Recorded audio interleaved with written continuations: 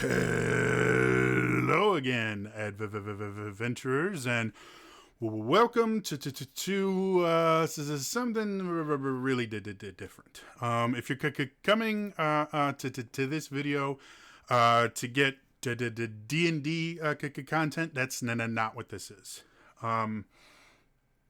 Recently, there has been a little bit of controversy on the about Critical Role, and I generally don't like to jump onto drama or anything like that. Despite the fact that it's really popular, it just feels kind of dirty for me personally to just make comments and stuff like that. However, this particular instance, I actually have some expertise, and it's a subject a lot of people don't understand. A lot of people in the business world, where this is most important because it's dealing with business law and the labor laws, don't understand. So I'm going to try to explain this as a situation and then talk about the business implications and the business law behind what the accuser has said, and what theoretically could happen based on my own expertise and experience. Now, as far as my expertise, I have a bachelor's of science in business marketing management, which is basically kind of similar to a double major in marketing and business management. Part of my degree, I had to learn business law. In addition to that, I worked in retail management for can't remember now, 5 or 6 years. And part of working in management, if you want to continue working in it, is learning business law, specifically labor laws, EEOS, and stuff like that. Stuff that basically the things you can and can't do legally, as far as how you work your employees, how you hire them, how you fire them. And this controversy actually has a lot to do with labor laws. So that's what I want to get into. If you're confused about what I'm talking about, here is a really brief overview. There is a person, I'm just going to call them the accuser. Specifically because after they made this accusation, they have claimed that they're getting a lot of harassment and things like that, to the point where Critical Role themselves has to specifically say, please do not, attack this person or call them out or anything like that. So in order to avoid a hate mod forming, and avoid piling on, I'm not going to say who they are. I'm not going to reference their screen name or anything. I am going to say basically what they accuse Geek and Sundry of doing. So the accuser has basically said that a couple of things, actually. One, that they've been working for Geek and Sundry as a sensitivity consultant. More on that in a second if you don't know what that is. For a few months and have not been paid.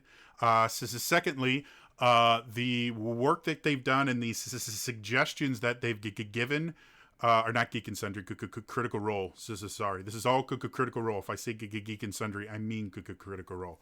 They've been working for Critical Role as a sensitivity consultant to this is suggestions they've made of changes that Critical Role could make have been ignored completely. And three, when they finally decided to ask for payment, Critical Role ghosted them completely.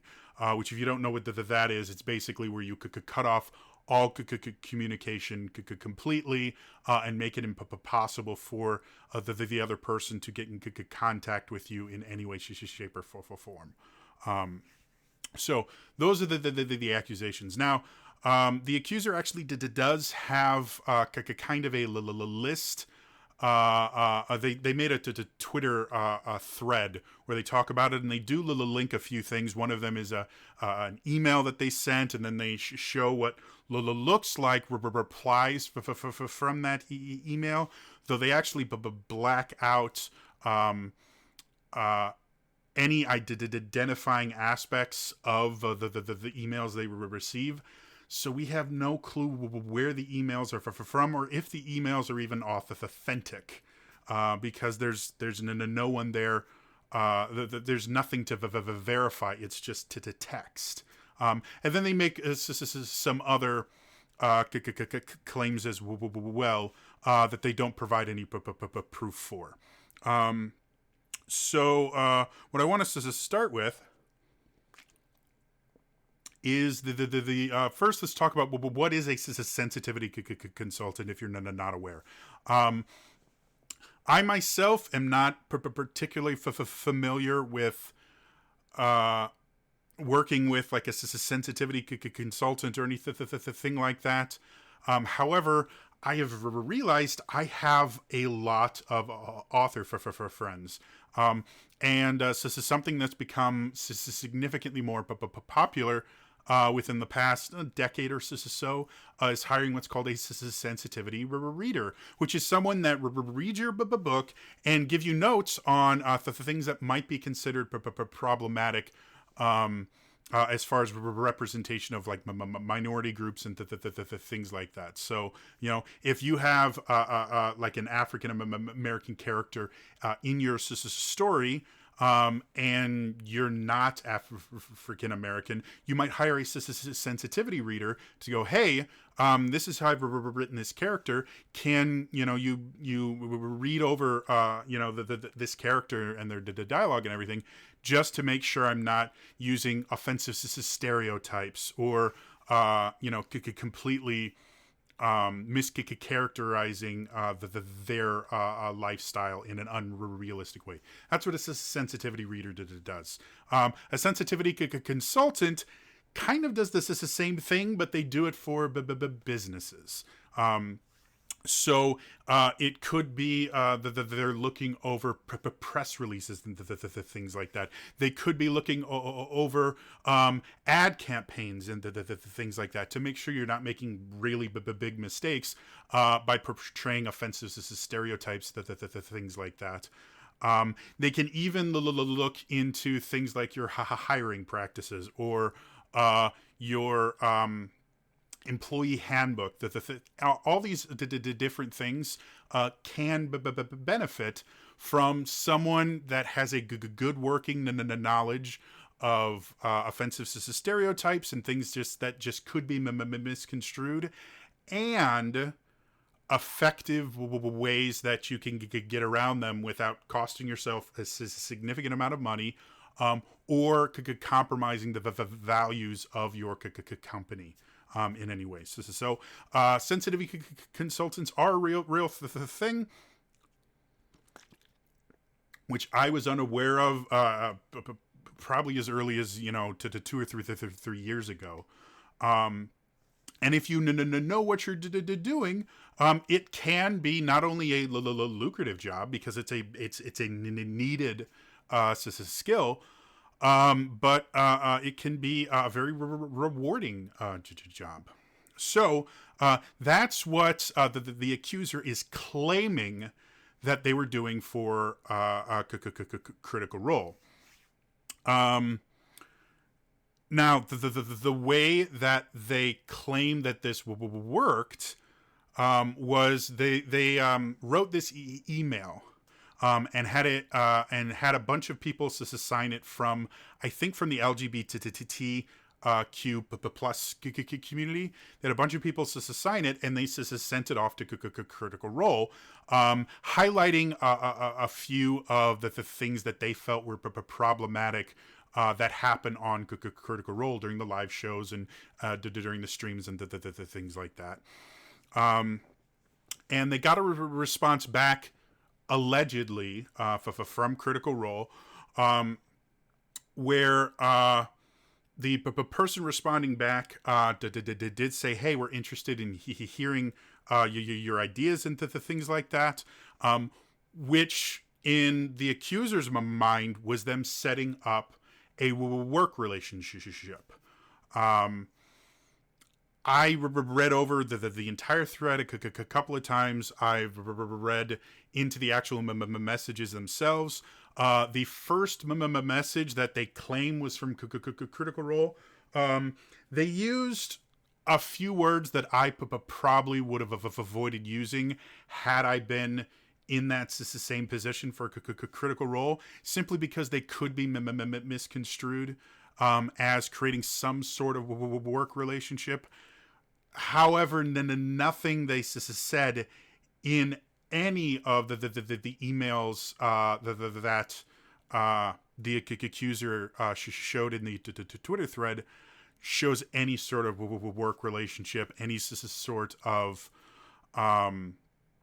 agreement for anything other than just a conversation between two people. If it were to go to court, again, I'm not a lawyer. This is not meant as legal advice. I am wholly unqualified to give legal advice. However, I have dealt with claims like this, not me myself, but I've been in businesses where people have made claims for unpaid wages and things like that. My personal opinion, this would never in a million years hold up in court. And the reason I say that, and this is where a lot of people get confused. A for-profit business cannot accept volunteer labor at all. So it doesn't matter what your motivations are. You cannot give a for-profit company free labor. Other than there's a few really complicated situations where it can work. I'm not going to get into them. The basics of it are it's not something that can happen. If this person is an actual sensitivity consultant, if they were going to try and bring this to court and claim that they deserve to be paid for the time and effort that they put in, this is basically what they would have to do. First, they would have to basically prove that they are a sensitivity consultant. And what I mean by that is I can't email Critical Role and say, hey, I am a lighting consultant. I went to school years and years ago. I went to school for the theater. I took one class in technical theater and lighting design was part of it. So I'm obviously an expert. Here is my plan for your stage, and just give them this laundry list of things like you really should be using these lights with this gel, and these other things, and you should have a little light bar in this specific light board. You should be using this. If I were to do that and then claim, oh, you owe me money for that, one of the first things I'd have to prove is that the stuff that I just gave them is actually worth something. Because I have no experience in the lighting, I have run a light board, I think once or twice in my entire life. I have designed one light plot, and it was for that class. I would have a hard time proving that I am a lighting expert, and therefore the advice that I gave that was completely unsolicited was actually worth something, and they profited off of it without paying me. So that's the first thing. So the first thing the accuser would have to do is show somehow that, yes, I am a sensitivity consultant. They claim that they've done this for other companies and things like that. So to prove it, they literally would just have to go, well, these are the previous projects. So theoretically, that they might be able to do that. The second thing you have to prove is that they actually use the work, or that they accepted the work that you gave them. Again, if I just send them this lighting plot, and it goes directly into their trash bin, it doesn't matter that I spent 40 hours designing that little lighting plot. They didn't ask for it, and they never used it, so I can't really claim anything. And that's where they're going to have issues, because they've already admitted Critical Role hasn't used any of the suggestions that they made. So if they want to prove that they deserve to be paid for their time, they have to prove in some way that the work they did actually was used, or at least it's accepted in some way by Critical Role. And everything I see in there, like I said, that for first message, they use some problematic language that might confuse someone into thinking they wanted to eventually create a working relationship. They used a phrase, something similar to, "Hey, I've got a proposition for you. Why don't you give me? I have a proposition for you. If you can handle it, I know this is really tough on you. I'd be interested in hearing your suggestions."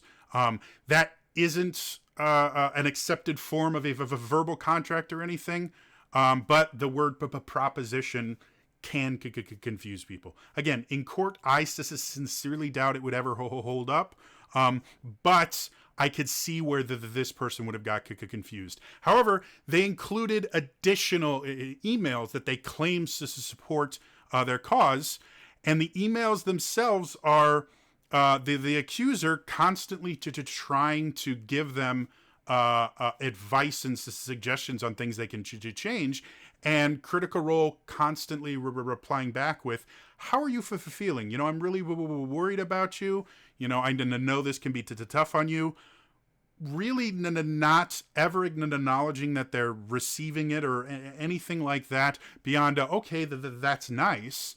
And really showing a lot of concern for the accuser's mental health and the things like that. So the more of those messages that they showed, the weaker their case got. Because again, you have to prove, first of all, that the product you're offering actually has value. Second of all, that they somehow accepted it.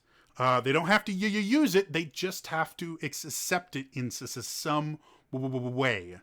Because there's tons of jobs where you make suggestions and stuff like that, and you give it to them, and then they throw all of your ideas out the window. It's a common problem for just consultants in general.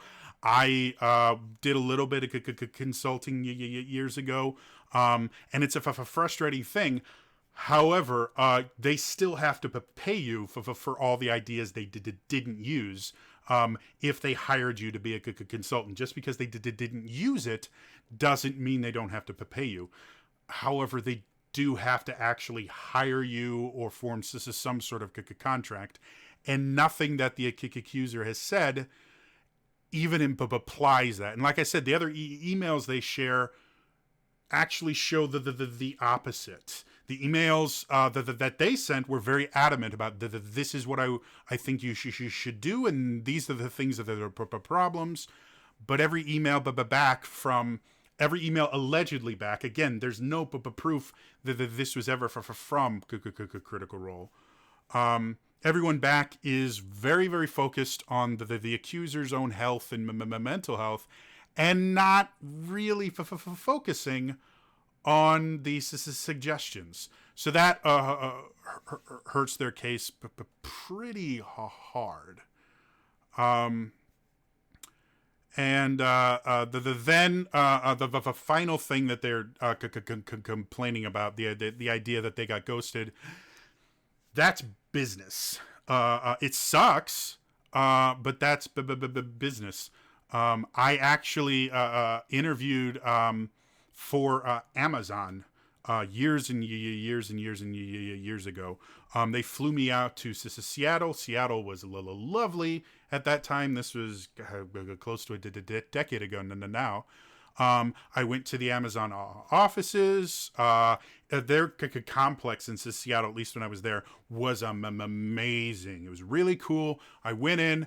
The interview itself went really well. It was me and two other candidates. But by the time I got to that interview process, and the job was I was going to be in charge of sales for, I think it was Kindle, in I think it was all of Wisconsin, or it might have been just the Midwest area. But it was a large sales job, which is what I was good at the time. They got me like a 3-star hotel room when I was there. Like, it was really nice. After I came home from the interview, they never contacted me again. And that's just how it goes. Once the contract is up, or if you to try to renegotiate the contract, or if it's just not going anywhere, yeah, they may just cut off conversation. Like I said, if there was an initial contract that was agreed upon as far as pay is concerned, they have to pay you for your work up until the point where they go, yeah, we're done. And if there was no contract, like again, when I was interviewing, there was no contract. It was just emails between me and their, I think it was just a headhunter. I'm not even sure if they worked for Amazon. But there was no contract there. So as soon as I was no longer in consideration, that was it. They never had to contact me. They never said, hey, thanks for it. I even set up a follow-up email that took, I want to say, 2 or 3 weeks for them to actually get back to me. To which their response was, hey, super sorry we never got back to you. Yeah, we decided to go with someone else. Hope you have a good day. And that only happened because I reached out to them again, and they were nice. I've had tons and tons of jobs that I've sent emails out afterwards, and they've never said anything. They've completely ghosted me. That's how the business works. It's always how it works. So this person, the accuser, getting upset over being ghosted in a consultation position, to me, she shows that they don't understand the business, which is another thing that's going to hurt them trying to prove that, yes, this is my job. What I gave them was valuable enough to be paid, and we had some sort of a verbal or unspoken contract that they now have to remedy. Now, as you read the thread further, the accuser does mention having working for months for them, and having multiple video calls with them. Again, showing no proof or evidence that any of that has happened. And if that were the case, again, in a consultation position, it's not something that you do entirely on your own and then you just give them a report, like writing an essay. Consultation is a constant communication style thing. You talk to them, they talk to you. You're getting constant feedback so that you can create the eventual report you will give to them. But it's not something that that can happen only one-sided. So theoretically, if they were having the video chats with this person, that might lend a little credence to the idea that there was some sort of business relationship. But again, everything they have shown thus far has been showing the exact opposite. Critical Role had been very, not dismissive, but very much uninterested in the suggestions they were the accuser was making, and much more interested in ensuring that the accuser themselves was okay, which fits with the interactions I've had with Critical Role, and the public face that they put out. I myself had a situation years ago, where I had a bit of a meltdown, and felt that I was no longer welcome at Geek and Sundry, at Team Human, at Critical Role, and I had multiple people that worked. This is back when Critical Role was still with Geek and Sundry. I had multiple people from Geek and Sundry reach out to me personally through Facebook messages, to say, "Hey, listen, we want to make sure you're okay. These the things you're describing, and these feelings that you're having, we don't feel the same way. We don't consider you any sort of a pariah. We have no problem with you as a person. We haven't really been enjoying some of this stuff you've been saying, but that's a separate the thing. You know, it has nothing to do with you as a person. We just did disagree on these things that you say. So you are more than welcome." So I've had interactions very similar to what the accuser is describing.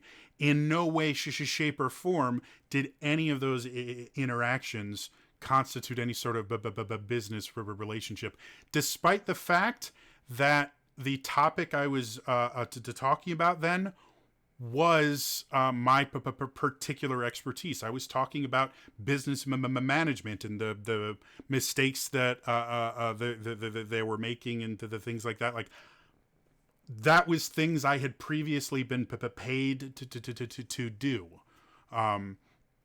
So in a very similar situation to what this accuser is claiming, I could have claimed the same thing, where I had all these conversations with them, and I gave all this information about how they could improve their business, and I, in no way, shape, or form, could I have ever claimed that they owe me any sort of wages. The other thing about this accusation that I'm not going to get too much into, is the accuser insists in different parts that the money isn't important, and then the money is, depending on which part of the thread you're in. But the big thing that's important is that they ignored this sensitivity consultation, which is another thing that, as a consultant, you just don't do. Even if someone has hired you and has paid you for your expertise as a consultant, and then they throw all of your information that you spent weeks, months, sometimes years creating, that's just how it works. You don't then go, "I cannot believe you did this." You're paid for your work. It's frustrating when you put all that work in, and then that work is never utilized. But that's being a consultant. So at the bare minimum, that is a massive no, and a great way to ensure no one wants to work with you again. Or, and this is my personal opinion, this is a the accuser, and again, personal opinion, the accuser thinks that their opinion is much more valuable than it actually is. And when giving their opinion to unsolicited and giving their unsolicited and unwanted opinion to a major company. The company went, yeah, that's nice. However, we care about you as a person, and we don't want you we don't want this to affect your mental health. Because the people at Critical Role are genuinely nice people. Like I said, I've interacted with a few of them on a one-on-one basis. They're all lovely people, or at least all the ones I have interacted with. I'm sure it's possible there could be a jackass in there somewhere. I just haven't met them. This idea that somehow they're owed money, or that Critical Role has done this horrible thing by not taking their advice, is bunk. It really, really is. My personal theory as to what I think will happen going forward is one of two things. I've seen some people claiming that this is just going to disappear. Because Critical Role has made a comment. They said, hey, we're looking into this, and we'll take the appropriate steps as necessary.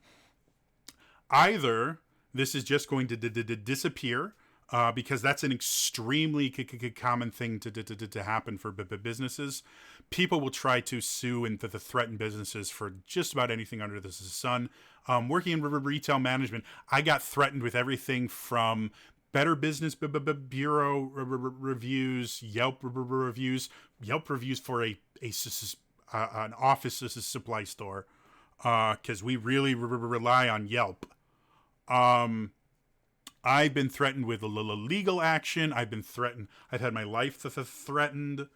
Like, it's an extremely common thing, and not just in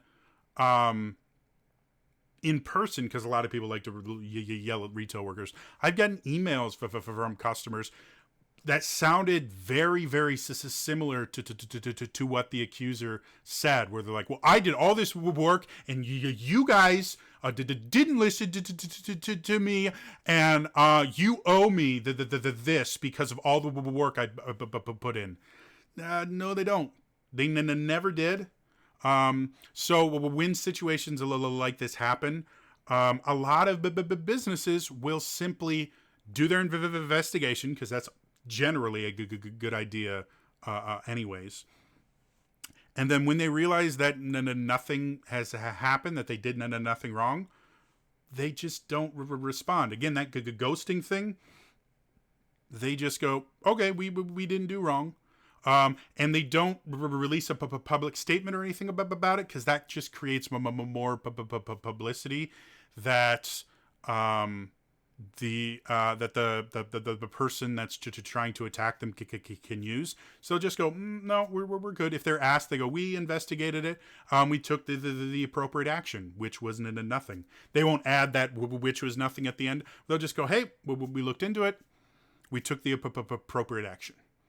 And then they just leave it at that. So I think there is a decently good chance that this will just disappear. The other thing I could see happening, because, again, Critical Role is not really run the way most businesses are run. I personally think the first option would be their best option.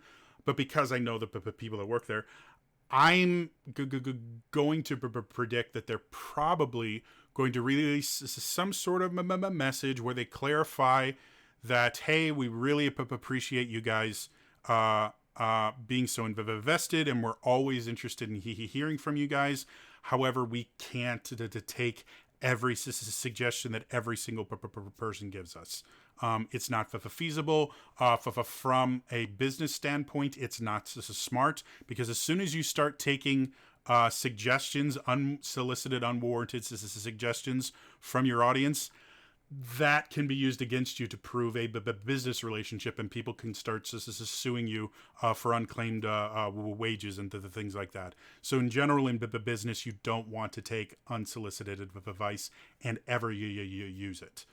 It's just a bad business practice. It opens you up for lawsuits and investigations. So my prediction again is that Critical Role, because they didn't do anything wrong here, and again, I think that the accuser just thinks really, really highly of themselves, and got a little too invested when someone from something that they really, really enjoy and have a high opinion of gave them some attention.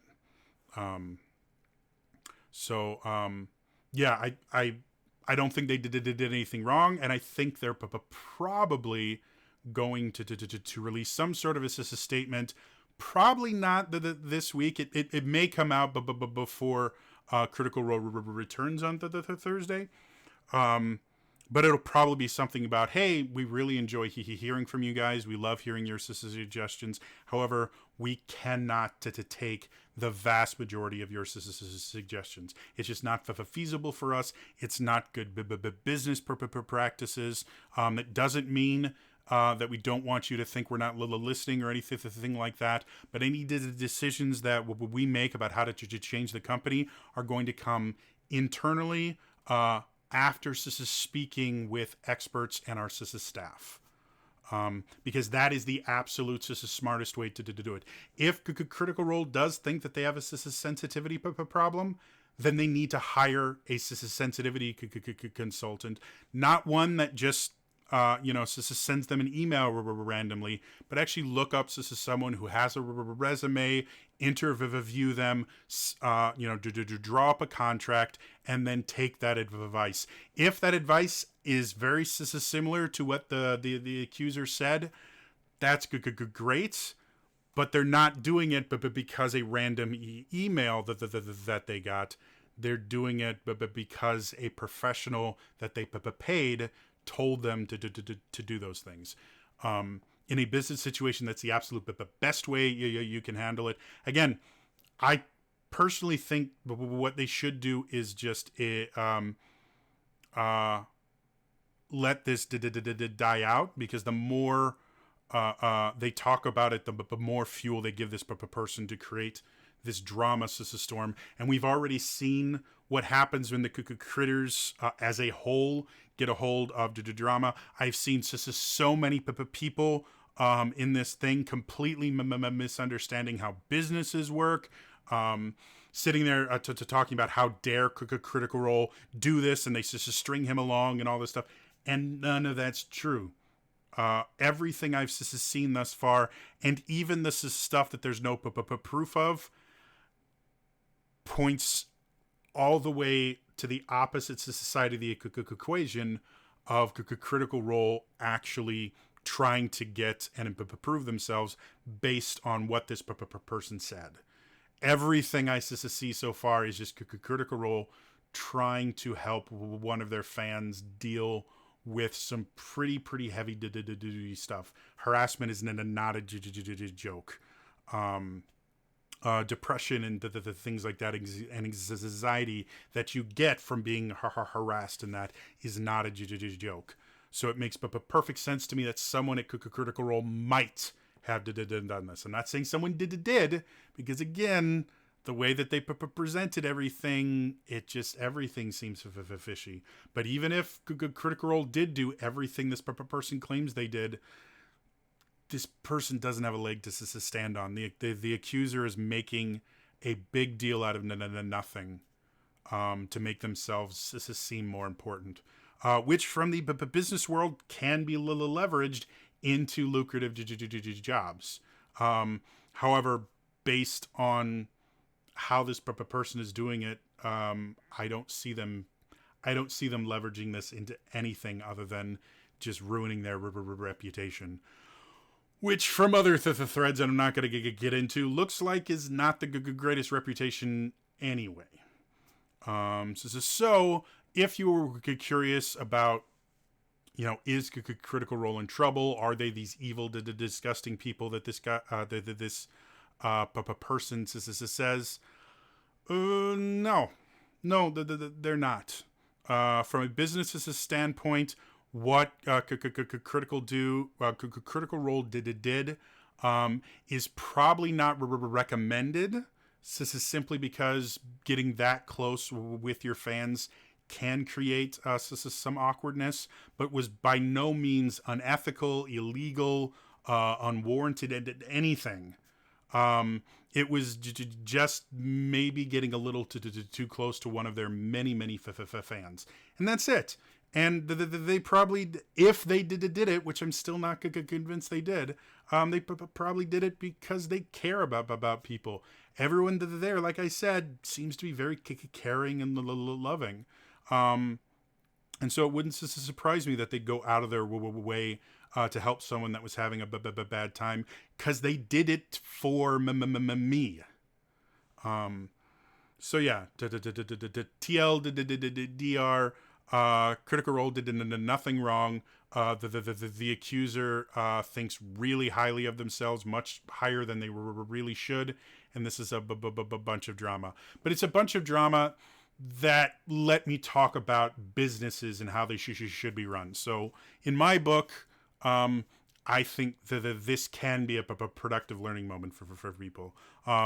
Interested to hear what you guys think.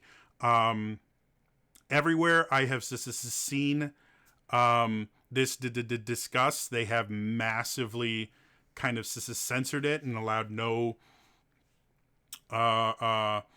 speculation or anything like that. I'm not going to do that in my comment section. So if you want us to speculate, you want to have the theory discussions, I'm perfectly fine with that. The only thing that I will delete and mute or ban people is if you start attacking anyone involved with this, even the accuser, or if you start just being mean, like attacking other people in the comments.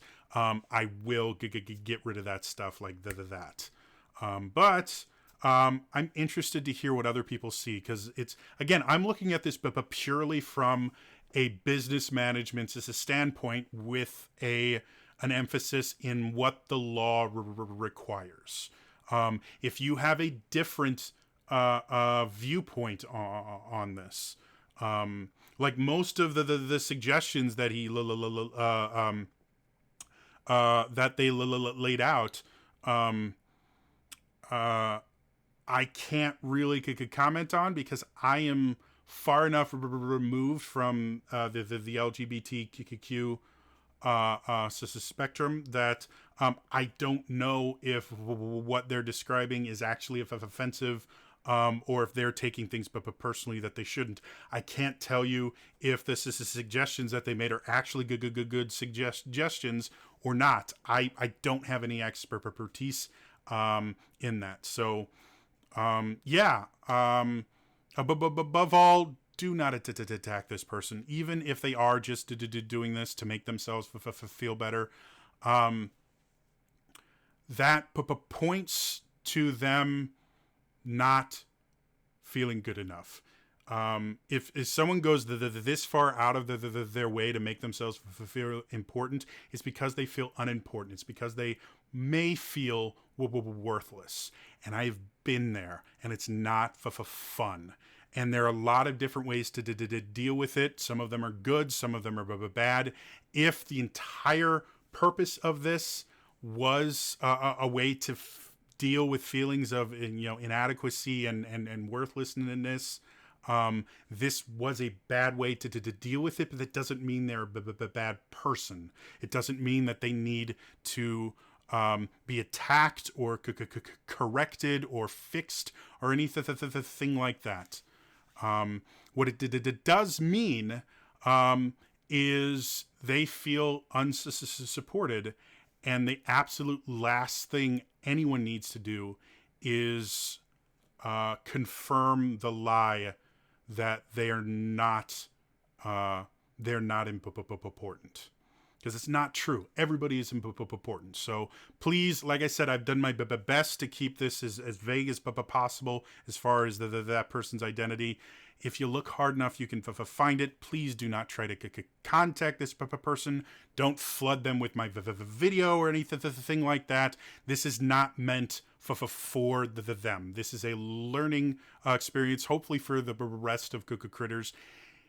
Hopefully to learn a little bit more about how the business world works and the world of consultations, because it's a big market, and if you know what you're doing, you can live very well as a consultant. You just need to prove that your knowledge of a subject is worth being paid for, and can make companies money.